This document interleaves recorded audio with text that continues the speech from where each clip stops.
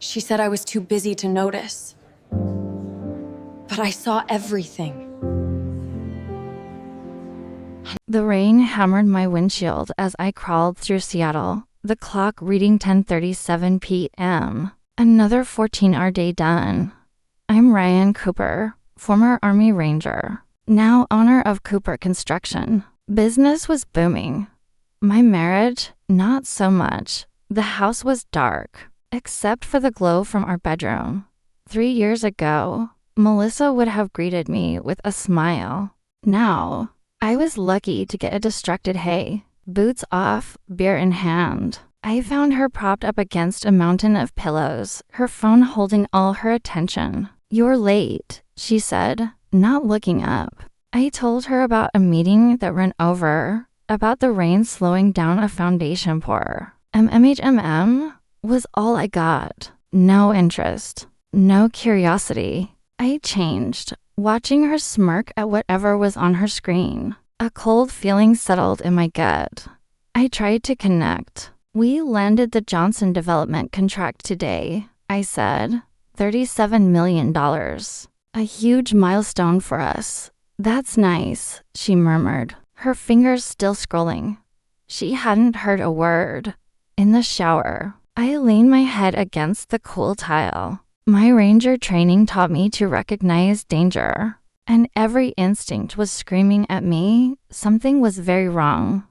Later, I lay in bed next to her, reviewing the signs, the sudden password changes, the late-night networking events, the new lingerie I never got to see, the phone calls that abruptly ended when I walked into the room, credit card charges from downtown hotel bars, her refusal to start the family we'd always talked about. I had two choices: confront her and get a face full of lies, or gather proof she couldn't deny. In combat, you don't act without recon. This was no different. The rain outside felt like a warning I could no longer ignore. The next morning, Melissa kissed me goodbye with the efficiency of a machine. She was polished, perfect, and applying lipstick at 7:30 a.m. For a client lunch. She avoided my eyes. As she drove off, I knew that look wasn't for me. I made one call.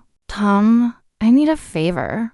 Tom Reynolds, my battle buddy from Afghanistan and my business partner. The only man I trusted completely. "Talk to me," he said. I told him, "I need security upgrades. Off the books." There was a pause. "This about Melissa?" he asked. "A precaution," I said. By noon, 3 hidden cameras were installed in my office, all streaming to a secure server only I could access. Tom looked at me, worried. "You sure you want to do this, Coop? Some bells can't be unrung." I just needed to be sure. I needed certainty. 5 tense days passed. It was the same routine. Distracted kisses, late nights. A phone that was always locked. On the 6th day, my own phone vibrated. Motion detected in the office. I stepped away from the concrete pour I was supervising and opened the live feed. I heard her, voice first. "Are you sure no one's coming back?"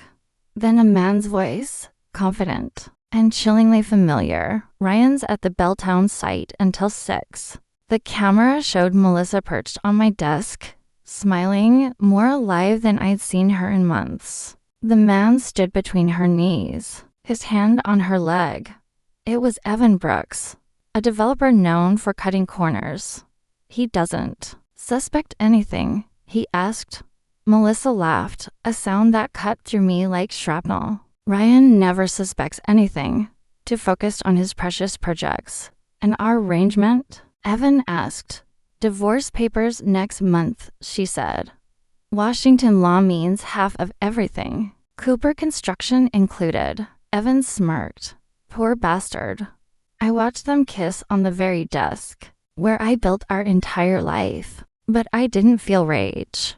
Just a cold, surgical calm. They thought they had me outmaneuvered. They had no idea who they were dealing with. Some wars are won long before the first shot is ever fired. That same afternoon, I was in my attorney's office, Ben Jackson watched the video, his face turning pale. Ryan, I'm so sorry. I cut him off. I need options. He explained, in Washington, without a prenup, she gets half of everything. The business, too. Unless, I pressed, unless the company legally isn't yours when she files for divorce. You could sell it to a trusted associate. I finished his thought. For $1, he hesitated. It's unusual, but it's legal if we document it properly. The plan formed in my mind, crystal clear.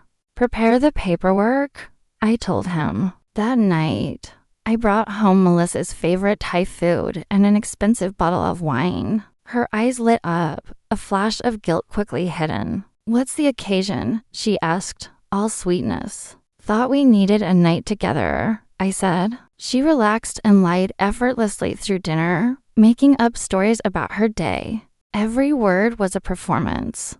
We should take a vacation, I suggested. 3 weeks. Maui. Her eyes went wide with shock. Really? You'd do that? I smiled. For you. Of course. If she sensed the trap, she didn't show it. Later, as she slept beside me, I mourned the marriage I thought I had and prepared to bury the one I actually did. The next week was a blur of military precision. I sold Cooper Construction to Tom for $1. I opened new bank accounts and strategically moved funds. I backed up all the evidence, the video, the texts, the credit card statements. I even booked fake reservations for our anniversary trip. Tom watched me, a quiet concern on his face. You're terrifying when you shut off emotionally, he said. Haven't seen this side of you since Kandahar. I just recited the old mantra. Identify the threat. Secure the assets. Anticipate enemy movement. Tom looked me straight in the eye.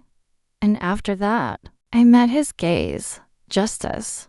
Some battles don't just require defense. They require a proportional response. Thanks for watching. If you want to see how this story unfolds, make sure you're subscribed to the channel. You won't want to miss what happens next.